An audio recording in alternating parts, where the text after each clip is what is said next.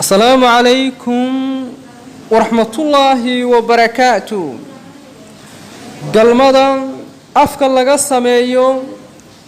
أما حبنها ترنك وأفكا للقلو أيا وحين كسو قادنينا حنون هاليس بدن oo la yiraahdo oral cavity cancer kansarka ku dhaca daloolka afka ayaa laga qaadaa qaabka looga qaadana insha Allah muuqaalka baynu si kooban ugu sharaxaynaa kansarka la yiraahdo oral cavity cancer ee ku dhaca daloolka afka ama qaybaha afka waxay dhakhaatiirtu ay tilmaamaan inay saddex shay ay sababaan sababta kooban waxay tilmaamaan inuu sababo cabitaanka sigaarku sababta labaadna waxay ku tilmaamaan inay sababaan cabitaanka alcoholka culus ee dadku ay cabaan sababta saddexaadna waxay galiyaan inuu sababo virus lagu magacaabo human papillomavirus oo loo soo qaabsado HPV infection kamarkaas inakayna quseeyaa waxa weeyaan ka uu sababo human papillomavirus infection kaas ayaa mawduucan qayb ka ama mawduuceenan aynu kaga hadlaynaa waa kansarka ku dhaca afka ee galmada lagu kala qaado virus kan la yiraahdo human papillomavirus waxa inta badan uu ku soo gudbaa xubinka taranka ninka haweenka waxa uu ku sababaa laba xanuun mid waa kansarka ku dhaca afka oo waa oral cavity cancer buu ku sababaa kansar kale uu ku sababaa oo la yiraahdo cervix cancer kansarka ku dhaca afaafka hore ee makaanka haweenka haddaba inta badan waxay dhakhaatiirtu yiraahdaan xubinka taranka ee ninka ayaa viruskan aad u gudbiya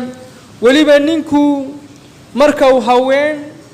kala duwan u gogol iyo galmo la sameeyo ayuu viruskan gudbiyaa marka viruskan haweenay uu ka soo qaadaya haweenay kale ayuu gudbinayaa haweenayda xubinkeeda taranka marka xubinkiisa uu marka uu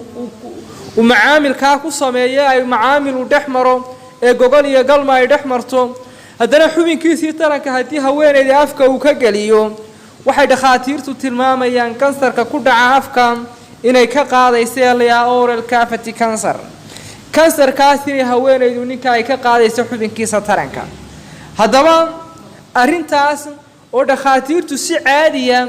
oo waadaxa ay u tilmaamayaan in kansarka ku dhaca afka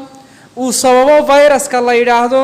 human papillomavirus oo qaybta saddexaad ee sababta uu yahay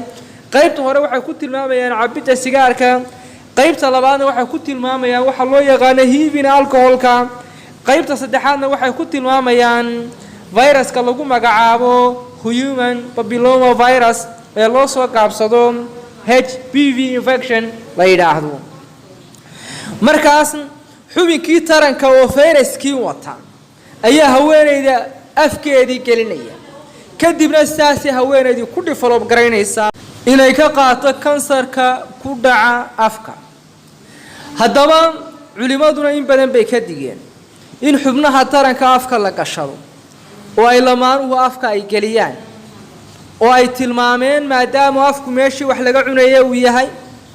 uu yahay meeshii qofka ibn aadanka ama qofka muslimka ahi uu ka cibaadeysanayay carabkii quraanka lagu arkhiyay ee tasbiixda lagu qofku ku tasbiixsanayay uu yahay in markaas aanay arintaasi arin haboon aanay ahayn ama culimadu ay ka digeenbe inay yiraahdeen arintaasi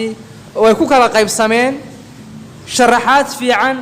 oo waafiyana bulshada way siiyeen laakiin way nooga digeen dadku inay arinta ay sameeyaan xaaladda caafimaadna way ninkan arkaya imika aynu ka hadlayno in laga qaadi karo wax xanuunada maanta ugu halista badan kansarka ayaa ugu khatar badan kansar in laga qaadi karo afkaaga kaaga dhaca wanaagsana aad ku hadlaysay aad ku digriyaysay aad ku tasbiixsanaysay aad quraanka ku arkiyaysay aad cuntada ku cunaysay marka fadlan iska ilaali lamaanaha isqabaa inay xubnahooda taranka